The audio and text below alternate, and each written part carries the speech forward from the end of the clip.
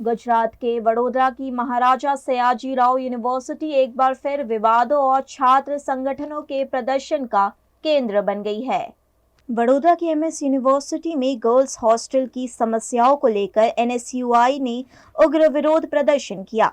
पिछले महीने food poisoning की घटना के बाद से हॉस्टल की सभी कैंटीन बंद पड़ी है, जिससे छात्राओं को काफी दिक्कतों का सामना करना पड़ रहा है।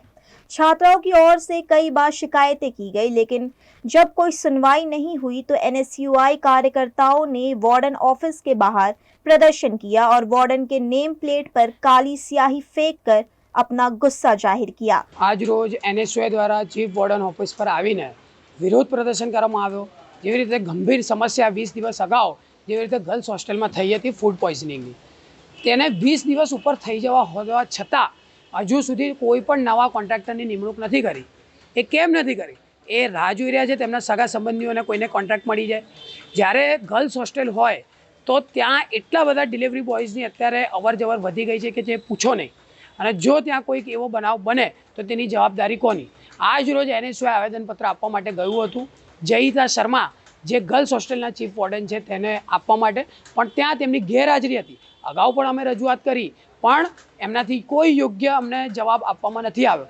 ટેન્ડર અમે તરત જ ફ્લોટ કરી દીધા હતા બીજી વાર, અને એ ટેન્ડર આજે 3 વાગ્યા સુધી એક્સેપ્ટ થશે અને 4 વાગે તાત્કાલિક અમે ટેન્ડર ઓપન કરવા માટેની મીટિંગ પણ રોકી લીધેલી છે। અને આજે ટેન્ડર ઓપન થયા પછી આવતીકાલે ફરી એની એક મીટિંગ થશે અને એમાંથી જે પણ કંઈ કોન્ટ્રાક્ટરો છે એ ક્વોલિફાઈડ કોન્ટ્રાક્ટરોને તાત્કાલિક અસરથી અમે લોકો એક્ઝિક્યુટિવ કાઉન્સિલની જે આગામી મીટિંગ છે એના થ્રુ મેચ ચાલુ કરવાનો પ્રોસેસ ઝડપથી કરી લઈશું કે જેથી કરીને વિદ્યાર્થીનીઓ જે ગર્લ્સ હોસ્ટેલમાં અને વિદ્યાર્થીઓ જે બોયઝ હોસ્ટેલમાં રહે છે એમને ઝડપથીને બને એટલી વહેલા મેચની ફેસિલિટીઝ અમને પ્રોવાઈડ થઈ। આજે અમે ટેન્ડર કરેલા છે એ ન્યૂઝપેપરમાં સ્ટેટ લેવલની એડિશનમાં અમે કોટેશન ફ્લોટ કરીએ છીએ, એટલે આ જે કોટેશન આવે છે એ ઓલ ઓવર ગુજરાતમાં ફ્લોટ થાય।